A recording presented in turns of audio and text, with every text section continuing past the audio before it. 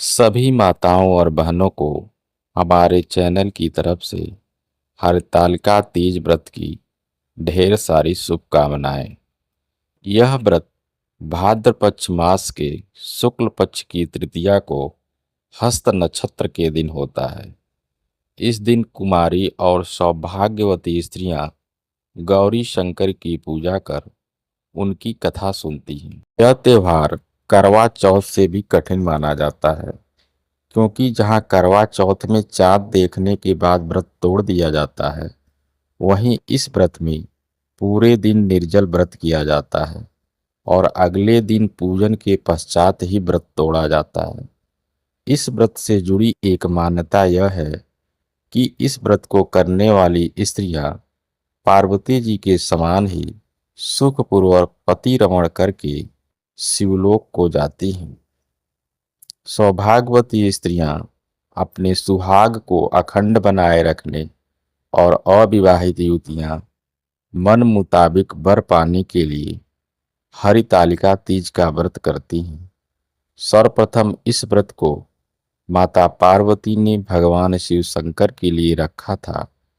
इस दिन विशेष रूप से गौरी शंकर का ही पूजन किया जाता है।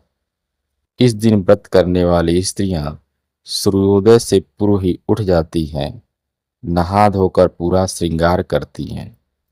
तो चलिए पूरी कथा को ध्यान से सुनते हैं और मंगल कामना करते हैं। यह हरतालिका व्रत कथा शिव जी ने ही माता पार्वती को सुनाई थी। शिव भगवान ने इस कथा में मां पार्वती को उनका पिछला जन्म याद दिलाया था। शिव जी ने कहा, हे गौरा, पिछले जन्म में तुमने मुझे पाने के लिए बहुत छोटी उम्र में कठोर तप और घोर तपस्या की थी। तुमने न तो कुछ खाया और ना ही कुछ पिया, बस हवा और सूखे पत्ते चबाए। जला देने वाली गर्मी में, कपा देने वाली ठंड में तुम डटी रही। बारिश में भी तुमने जल नहीं पिया। तुम्हें इस हालत में देखकर तुम्हारे पिता बहुत दुखी थे। उनको दुखी देखकर नारद मुनि आए और कहा कि मैं भगवान विष्णु के भेजने पर यहाँ आया हूँ। वह आपकी कन्या से विवाह करना चाहते हैं। इस बारे में मैं आपकी राय जानना चाहता हूँ। नारद जी की बात सुनकर आपके पिता बोले, अगर भगवान विष्णु यह चाहते हैं तो उन्हें कोई आपत्ति नहीं, परंतु जब तुम्हें इस विवाह के बारे में पता चला तो तुम दुखी हो गई। तुम्हारी एक सहेली ने तुम्हारे दुख का कारण पूछा तो तुमने कहा कि मैंने सच्चे मन से भगवान शिव का वरण किया है, किंतु मेरे पिता ने मेरा विवाह विष्णु जी के साथ तय कर दिया है। मैं विचित्र धर्म संकट में हूँ। अब मेरे पास प्राण त्याग देने के अलावा कोई और उपाय नहीं बचा है। तुम्हारी सखी बहुत ही समझदार थी। उसने कहा, प्राण छोड़ने का यहाँ क्या कारण है? संकट के समय धैर्य से काम लेना चाहिए। भारतीय नारी के जीवन की सार्थकता इसी में है कि जिसे मन से पति रूप में एक बार वरण कर लिया, जीवन पर्यंत उसी से निर्वाह करें। मैं तुम्हें घनघोर वन में ले चलती हूँ, जो साधना स्थल भी है और जहाँ तुम्हारे पिता तुम्हें खोज भी नहीं पाएंगे। मुझे पूर्ण विश्वास है कि ईश्वर अवश्य ही तुम्हारी सहायता करेंगे। तुमने ऐसा ही किया। तुम्हारे पिता तुम्हें घर में न पाकर बड़े चिंतित और दुखी हुए। इधर तुम्हारी खोज होती रही, उधर तुम अपनी सहेली के साथ नदी के तट पर एक गुफा में मेरी आराधना में लीन रहने लगे। तुमने रेत के शिवलिंग का निर्माण किया। तुम्हारी इस कठोर तपस्या के प्रभाव से मेरा आसन हिल उठा और मैं शीघ्र ही तुम्हारे पास पहुंचा और तुमसे वर मांगने को कहा। तब अपनी तपस्या के फलीभूत मुझे अपने समक्ष पाकर तुमने कहा, मैं आपको सच्चे मन से पति के रूप में वरण कर चुकी हूँ।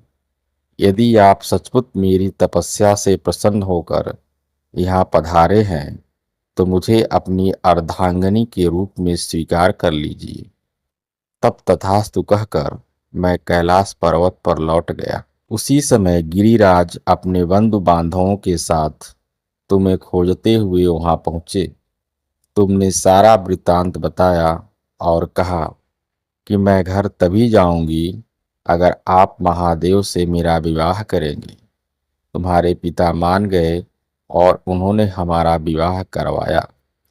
इस व्रत का महत्व यह है कि मैं इस व्रत को पूर्ण निष्ठा से करने वाली प्रत्येक स्त्री को मनवांछित फल देता हूँ। इस पूरे प्रकरण में तुम्हारी सखी ने तुम्हारा हरण किया था, इसलिए इस व्रत का नाम हरतालिका व्रत हो गया। इस व्रत से जुड़ी एक मान्यता यह भी है कि इस व्रत को करने वाली स्त्रियां पार्वती जी के समान ही सुखपूर्वक पति रमण करके शिवलोक को जाती हैं। सौभाग्यवती स्त्रियां अपने सुहाग को अखंड बनाए रखने और अविवाहित युवतियां मन मुताबिक वर पाने के लिए हरितालिका तीज का व्रत करती हैं। इस दिन व्रत करने वाली स्त्रियां सूर्योदय से पूर्व ही उठ जाती हैं और नहाकर पूरा श्रृंगार करती हैं।